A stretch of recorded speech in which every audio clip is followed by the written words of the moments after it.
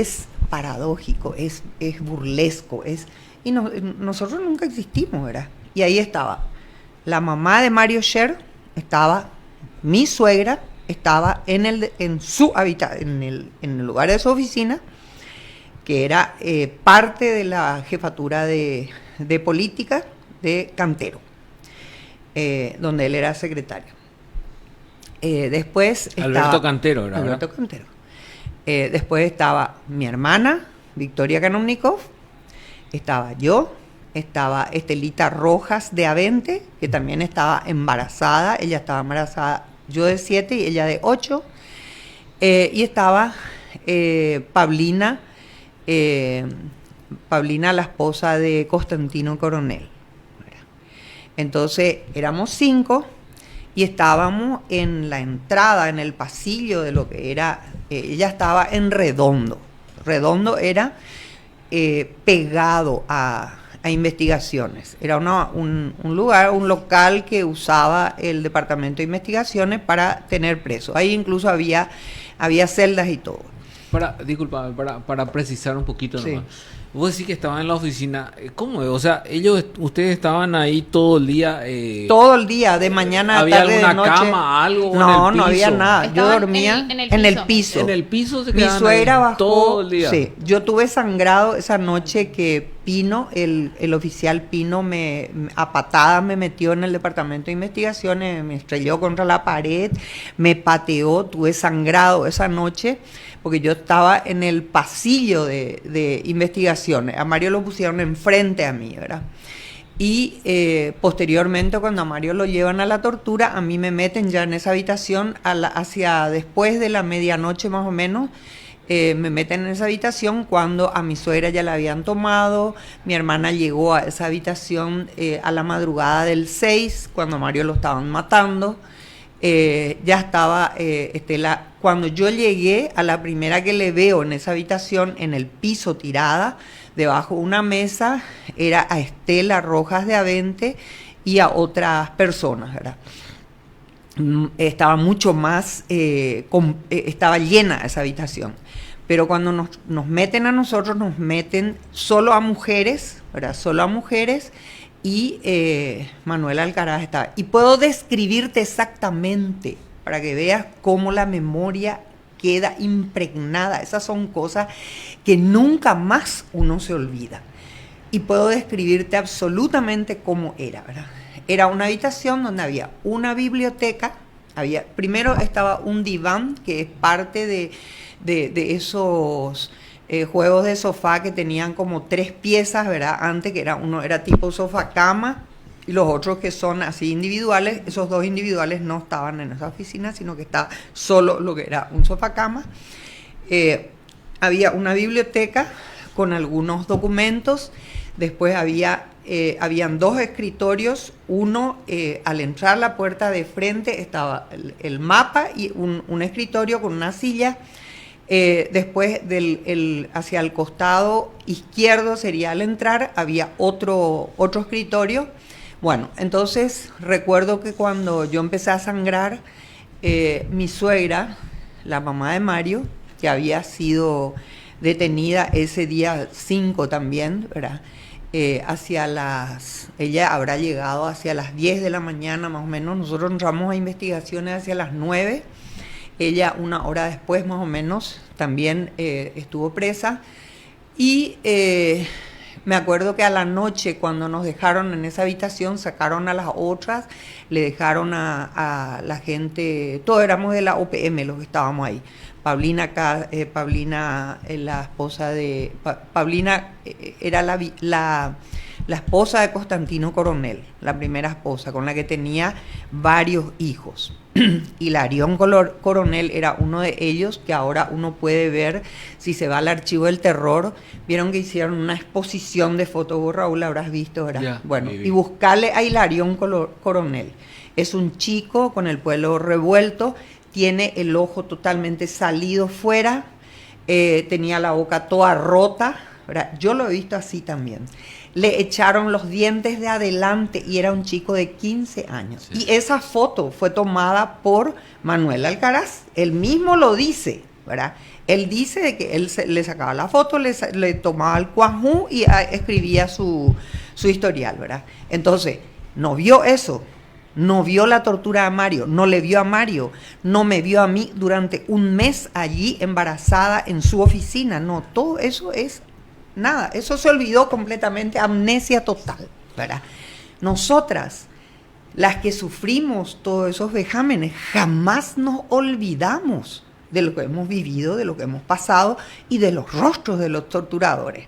Eusebio Torres era uno de los... Eusebio Torres fue mi torturador cuando yo le encuentro, en marzo del 77, cuando yo le encuentro a Santiago Rolón, que era el único hijo de los Rolón, que pensábamos que estaba libre, porque toda su familia, por poco su perro y su gato no vinieron, estaba su papá. Este Rolón es Domingo. Este es del desaparecido también. Martín Rolón es el hijo mayor. Martín Rolón, después viene Santiago, que ya falleció también. Después, no sé si el orden está bien, no sé si es Santiago primero o Domingo. Yo a Domingo no le conocía.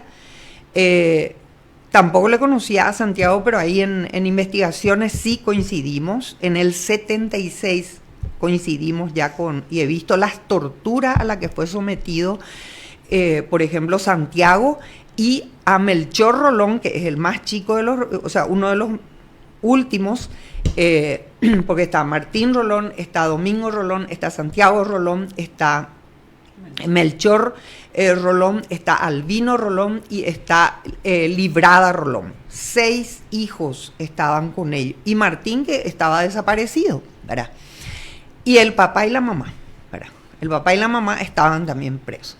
Todo porque estaban en la OPM. Sí, OPM y ligas agrarias. Porque mucha gente de las ligas agrarias entró en la OPM pensando en que era una opción liberadora, digamos, de enfrentamiento a la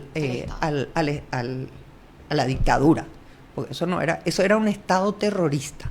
Eso tenemos que tenemos que rotular.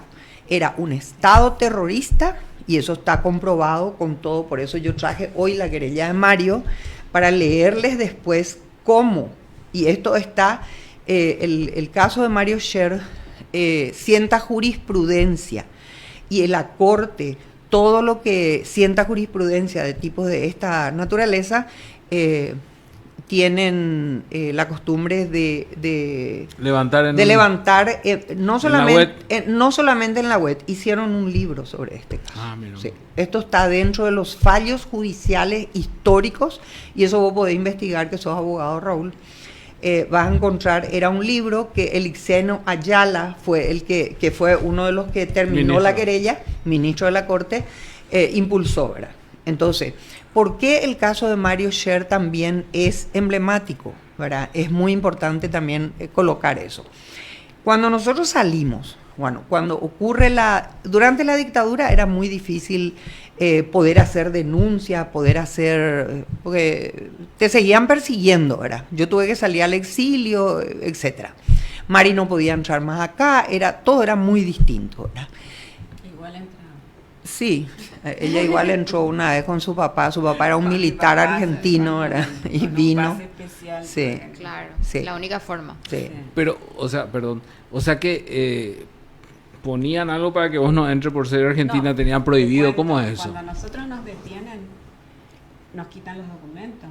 O sea, Nadie tenía documentos. Nunca más nos entregaron nuestros documentos.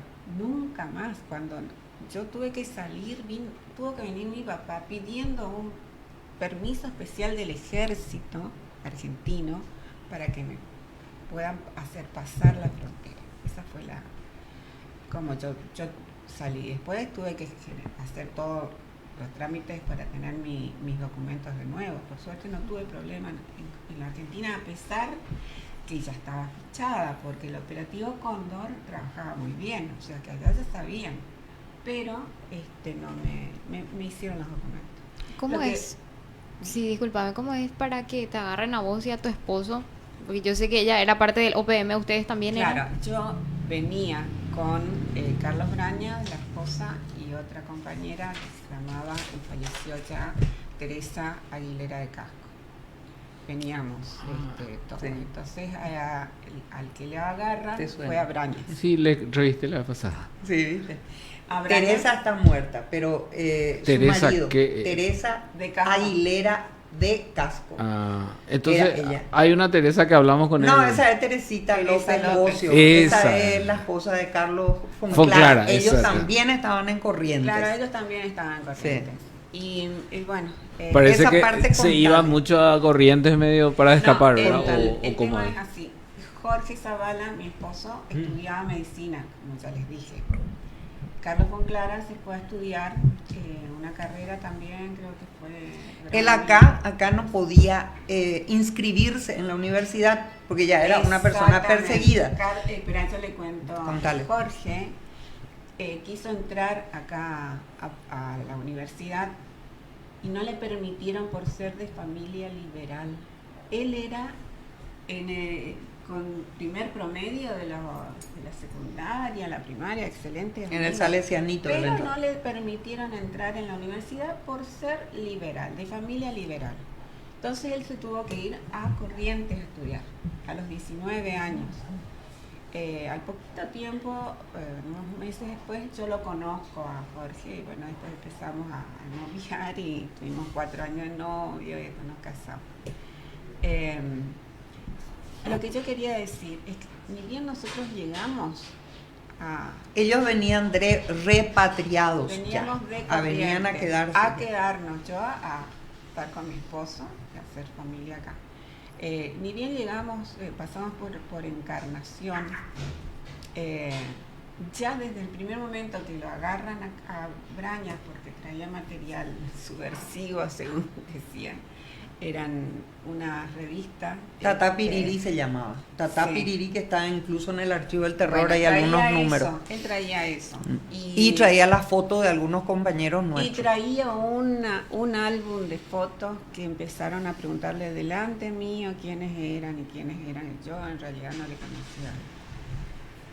Pero él decía sus nombres. Bueno. Entonces, ni bien nosotros llegamos y pasa eso, ya empezaron los maltratos, ¿no? Ojo.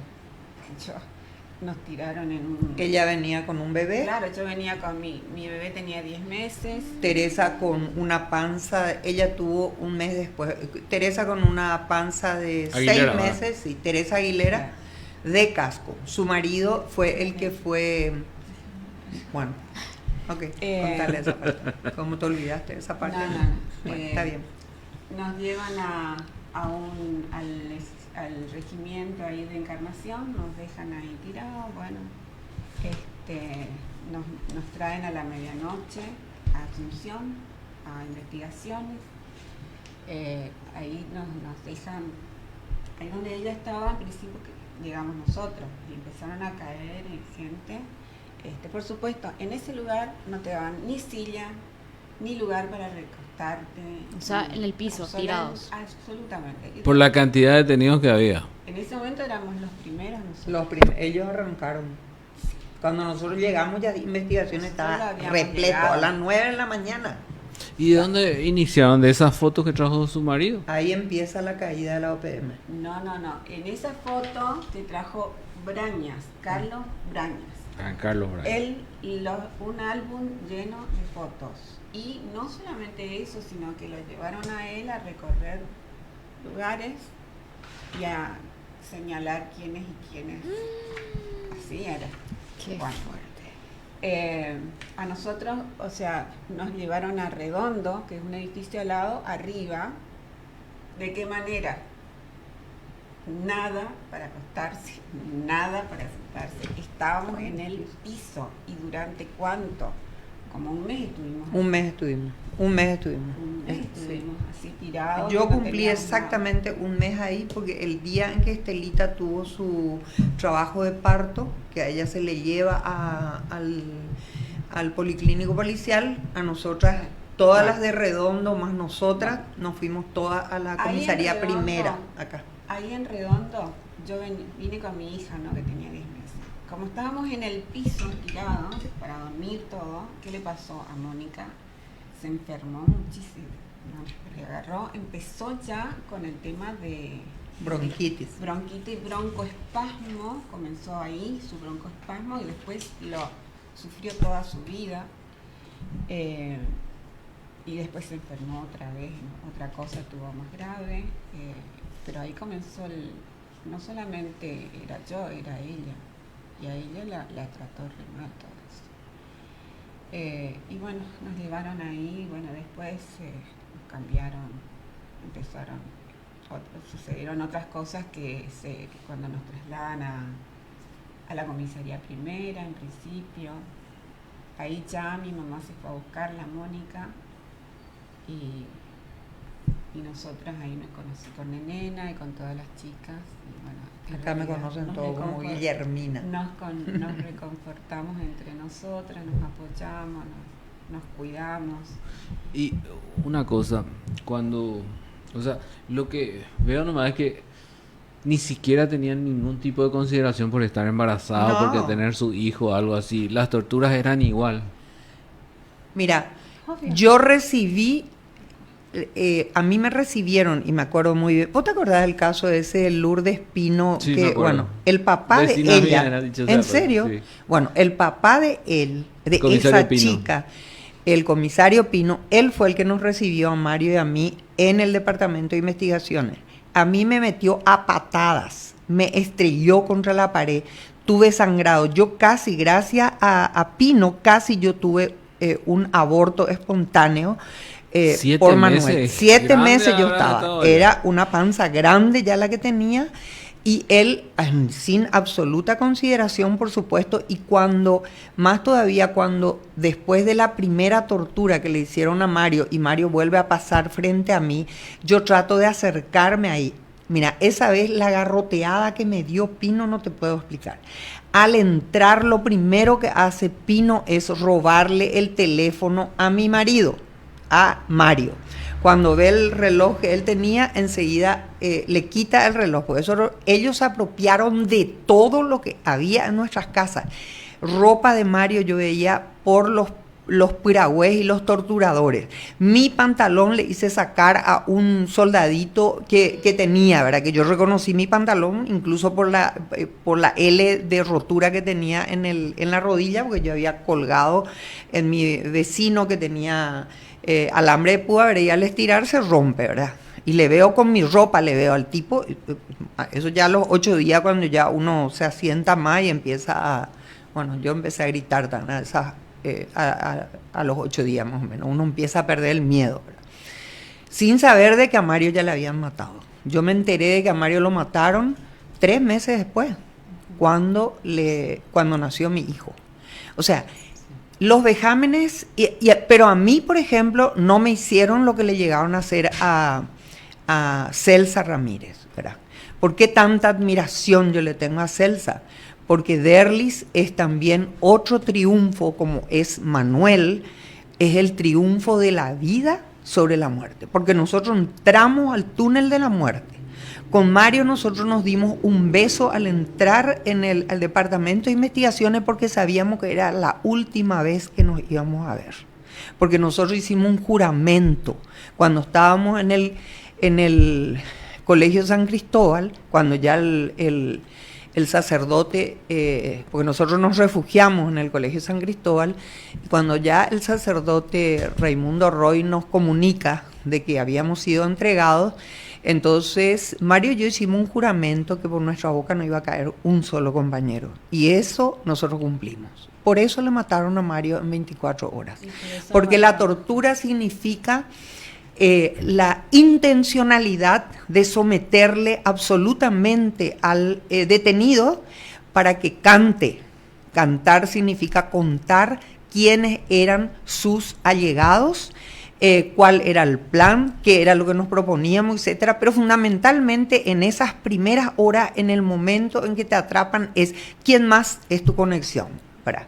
Entonces nosotros, sabiendo eso y sabiendo lo que ocurría en el departamento de investigaciones, porque nosotros teníamos, si bien en ese entonces yo tenía 21, Mario tenía 20, Mario tenía 22, 23 años, porque 23 años tenía él Yo tenía 21. ¿A qué edad se casaron? 19. Yo tenía 19 y Mario tenía 21. No nos casamos. Quiero agregar algo, ¿no? que también es importante.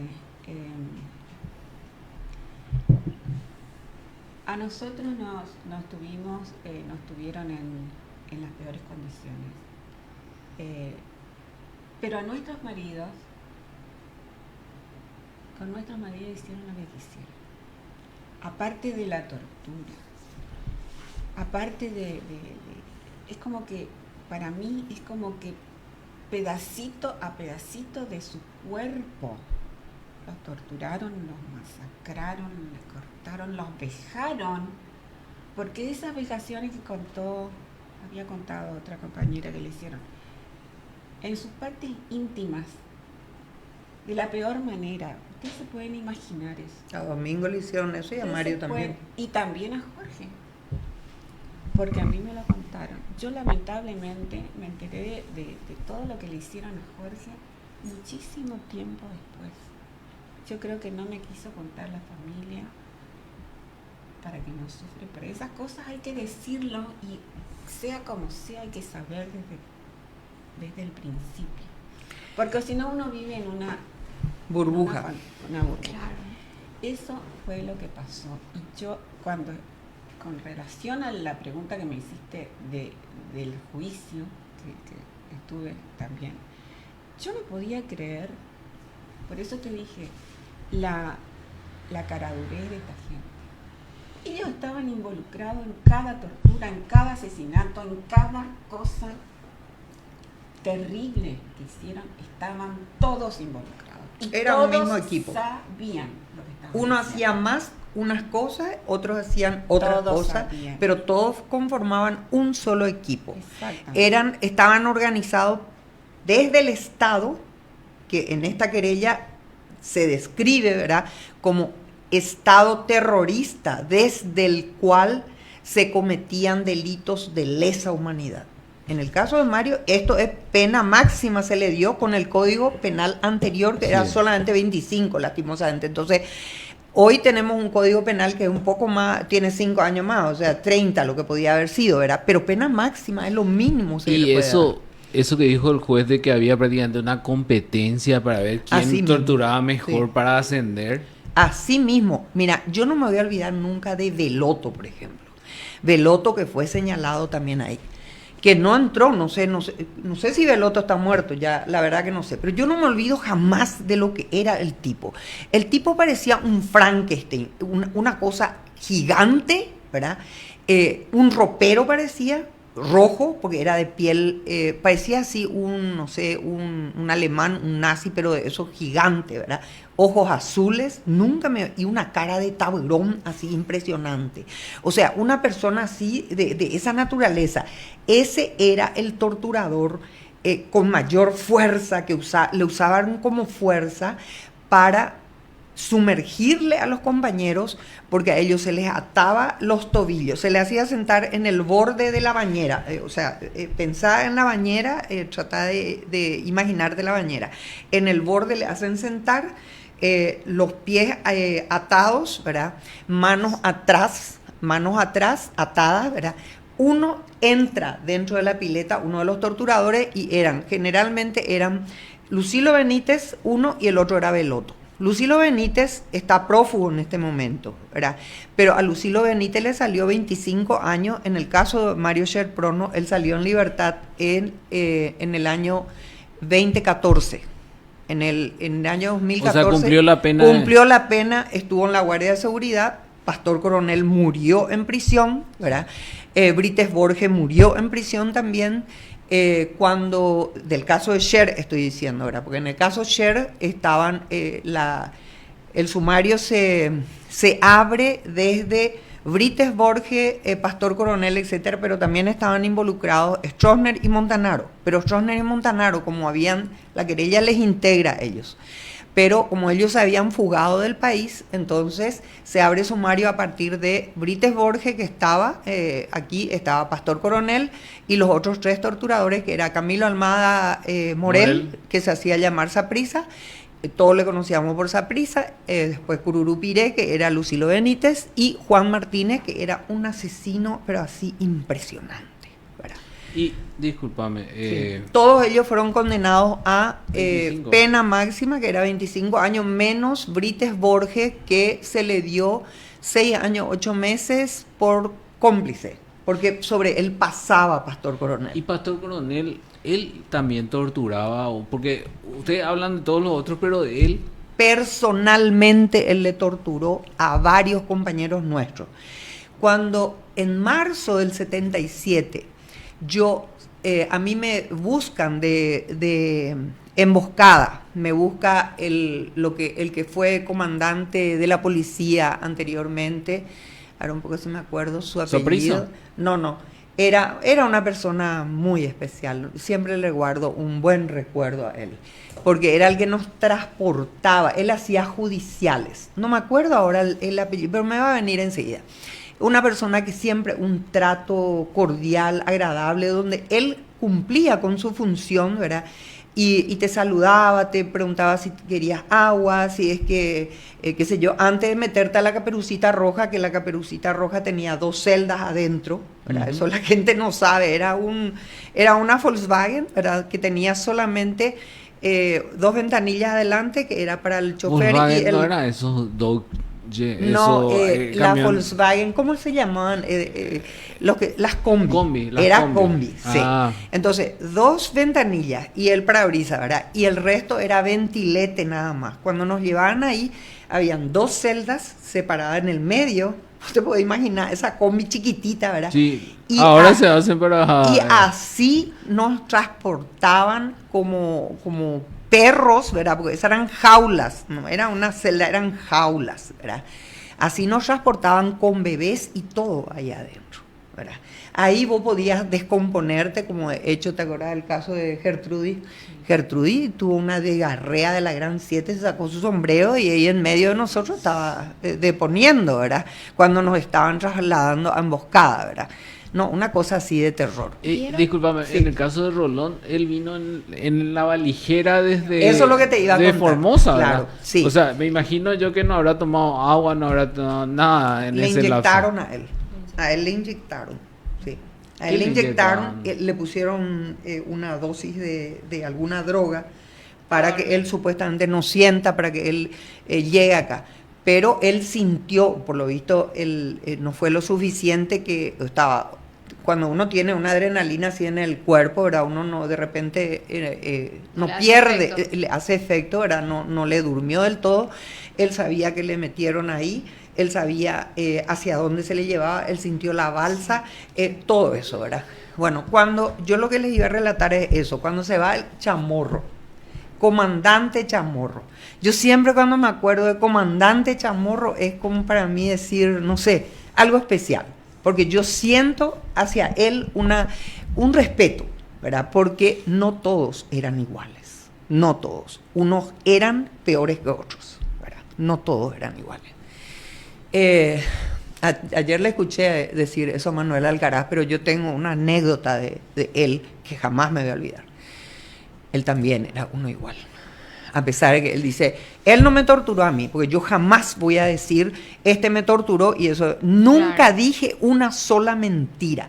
Esta querella se ganó sin decir una mentira. No hace falta mentir, hace falta contar lo que realmente ocurrió. Bueno, me buscan en marzo del 77. Chamorro se va y me dice, Guillermina, hay una orden de libertad para vos, tenés que irte conmigo. En emboscada. Se va, me dice, ¿y mi hermana? Le digo yo, no, tu hermana todavía, vos nomás. Había sido que no era una orden de libertad, sino que era una orden para venir al Departamento de Investigaciones y tomarme la declaración. Yo vine con mi menor hijo en ese momento, o sea, Manuel, que estaba creciendo en emboscada, desde los 2 meses estuvo él en emboscada, entonces salió con 1 año 4 meses, entonces vengo con él 8 meses, todavía no caminaba, apenas gateaba, qué sé yo, se paraba, y me traen y me entregan a Torres. Torres fue el encargado de mí, ahí. Cuando llego yo a investigaciones, me tiran Eusebio Torres. Me tiran así en el pasillo con Manuel, ¿verdad? Estaba ahí. Y yo ahí en una puerta, en diagonal a donde yo estaba, detrás de una puerta veo una cara muy conocida para mí. Porque los Rolón es increíble cómo se parecen toditos. Toditos se parecen. Y yo no le conocía a Domingo, pero veo una cara y yo dije, este rostro yo conozco. Entonces yo tenía como yo me iba en libertad, supuestamente yo llevé hasta cartera, ¿verdad? Me fui con vestido y todo. Yo me acuerdo que me puse todo un vestido que me habían traído mis hermanas para cuando yo saliera en libertad. Y con mi cartera yo ahí en Ferón Investigaciones creyendo que me iban a sacar en libertad, ¿verdad? Entonces de mi cartera saco un bolígrafo, una hojita. El bolígrafo era rojo, hasta de eso me acuerdo para que ustedes vean cómo impacta todo en el cerebro y ahí se queda. Entonces le pongo, ¿quién sos?, le pregunto, porque estaba esposado, engrillado y con un pantaloncito, desnudo, acá todo arriba desnudo, todo lacerado, ¿verdad? Entonces lío por el bolígrafo y le tiro. Y él me contesta, soy Domingo Rolón. Casi me dio un infarto a mí. Nosotros estábamos felices porque creíamos que era el único de la familia que se había salvado y que eso era algo extraordinario y que eso podía traer alguna esperanza de, qué sé yo, de gestión y que estaba a salvo en la Argentina. Y ahí a mí se me cayó el mundo, porque yo dije, no puede ser. Entonces toda la familia completa está acá, ¿verdad? Yo regreso, bueno, esa vez mi torturador, ¿verdad?, me trae hojas en blanco que quería que yo le firme, que era Eusebio Torres, y yo le tiré así todo sobre la mesa y le dije, yo no voy a firmar eso, le dije, para que ustedes rellenen lo que sea, le dije, no voy a firmar, le tiré ahí. Yo a esa altura ya sabía que a Mario le habían matado, entonces yo le provocaba también yo con una actitud ya así, como diciendo, me importa 3 carajos lo que hagan conmigo. Yo quería que me maten. Pero ¿no te apretaban por tu hijo, por el lado de tu hijo? Por supuesto. O sea, sí, yo creo mi que hijo. esa es la forma que... Espera, te voy a decir lo que pasó con Manuel. Bueno, me traen eso. Yo le tiré todo. Le dije, no, atendé lo que hacen para que vos veas hasta qué punto llegan. Bueno, le tiré todo, me trae otro, todo escrito, ¿verdad? Cosa que yo no iba a firmar. Yo le dije, esto yo ni conozco, ni sé de lo que me está hablando. Yo esto no voy a... Todo inventado, ¿verdad? Le tiré otra vez, pero le tiraba, ¿verdad? Y estábamos ¿dónde? ¿Dónde fue mi tortura y dónde yo estaba en ese momento? En el mismo lugar donde estaba Alcaraz. Alcaraz estaba ahí en la otra pieza, pero en el mismo habitáculo donde yo estuve un mes con mi suegra en investigaciones. Bueno, entonces recuerdo que cuando la segunda vez me traen, entonces llega la siesta más o menos, Manuel volaba de fiebre y pedí un médico. Y viene Torres y me dice, mientras que vos no firmes esto, tu hijo no va a tener atención médica, me dijo.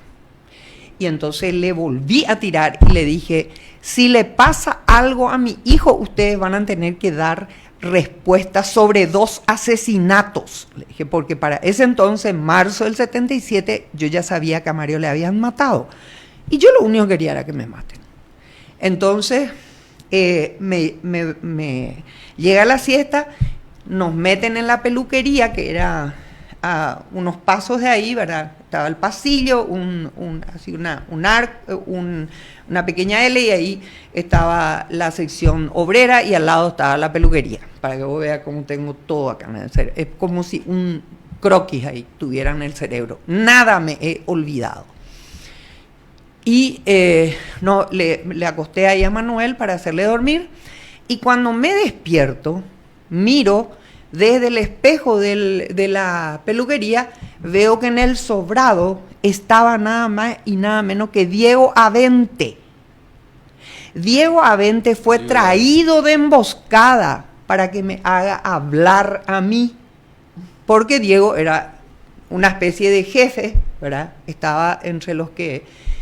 Y le cruzan conmigo para que, o sea, le hacen bajar y en el pasillo, o que le llevaban no sé a dónde, para que se cruce conmigo en el pasillo, y Diego me dice, por favor, nena, por favor, decí todo, firma lo que ellos te digan, por favor, ya no hay nada que ocultar, ellos ya saben todo.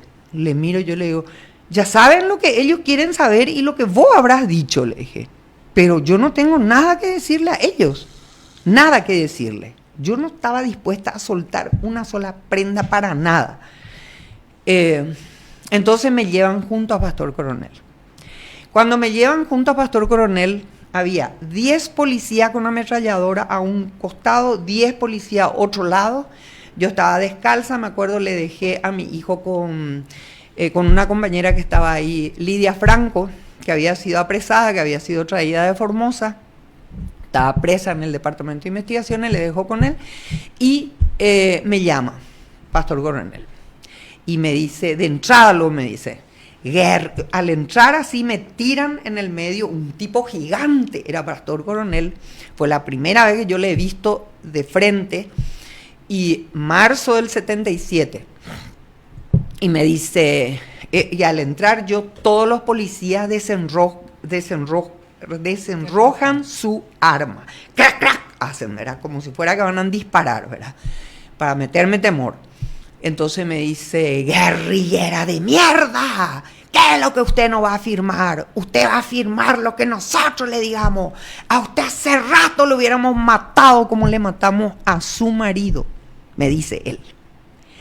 Eso a mí me llenó la sangre, me llegó hasta el cuello, me paré en la punta de mis dedos gordos y le dije, ¡hijo de puta!, le grité, si usted no me mata a mí, yo le voy a matar a usted. Y agarraron, desenroscaron otra vez sus armas y ¡fuera de aquí! Me tiraron la escalera así, bajé como un volantín sin tocar el suelo hasta abajo, ¿verdad? Y esa fue la única vez que yo me encontré con él.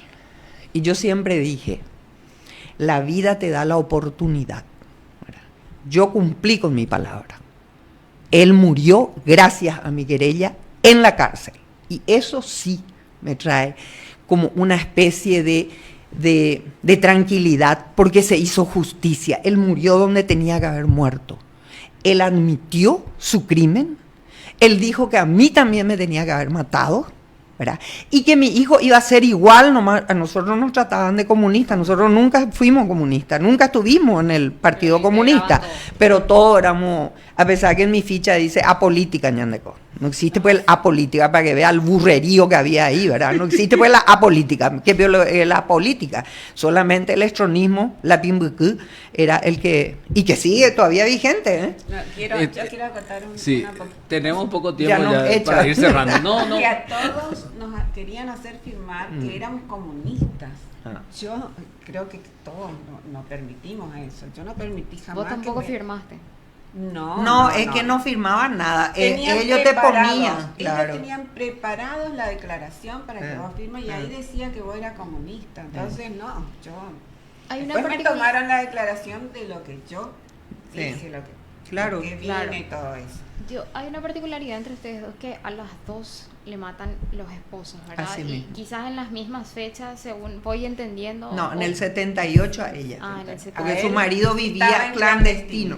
Te voy a contar una anécdota que yo le conté a Mari. Ella jamás se enteró. Después recién se enteró, ¿verdad?